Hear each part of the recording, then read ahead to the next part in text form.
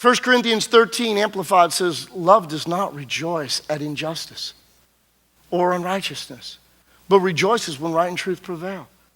You see, when we begin to become those agents, when we let love compel us to get involved, when we let love get us out of our comfort zones and begin to make a difference in our world, God said this, that's when his glory would be revealed. See, to the prophet Habakkuk, right in the middle of him talking about all of the problems of the Babylonian culture, when God was prophesying through Habakkuk, the downfall of Babylon, right in the middle, God gave a difference. In Habakkuk 2:14, he said, and the knowledge of the glory of the Lord will cover the earth as the waters cover the sea.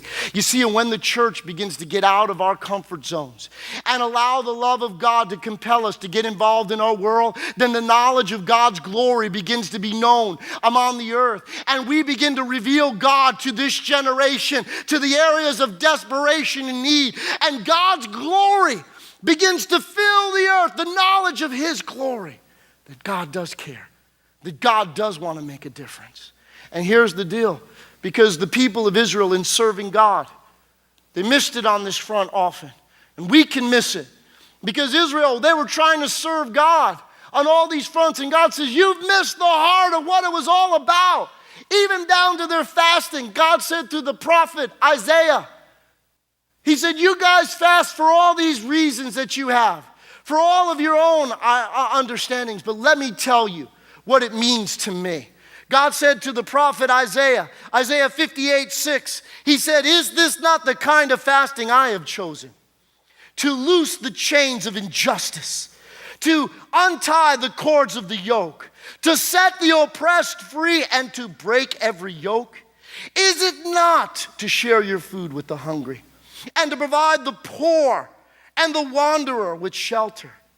When you see the naked, to clothe him and not turn from your own flesh and blood. And God says, listen, you want to know why? Because people have been believing for revival. They're believing for the glory of God to fill the earth. And you want to know why it hasn't come? Because we haven't understood. We haven't recognized where we should be and what our role and responsibility was. Because listen, he went on to say, here's the result. If you do what I've called you to do, if you be who I've called you to be, then what will happen? Then your light will break forth like the dawn. And your healing will quickly appear. Then your righteousness will go before you. And the glory of the Lord will be your rear guard. In other words, the byproduct of the church being the church as the earth begins to become filled with the knowledge of the glory of the Lord. And when we begin to connect that way, when we begin to allow Christ to live in and through us, to touch our world like he did when he was here, if we are the true agents, the followers of Christ, then we will do what Jesus did when he was in the earth. He cared about what was broken. He cared about what was misplaced. He went and shone and listened. And that's why Isaiah went on to say, listen, later in just two chapters later, he said, arise. Or excuse me, one chapter later. Chapter 60, he said, church, it's to you and I. Arise and shine. In other words, let Christ be seen in and through you. How is God going to touch the hurting?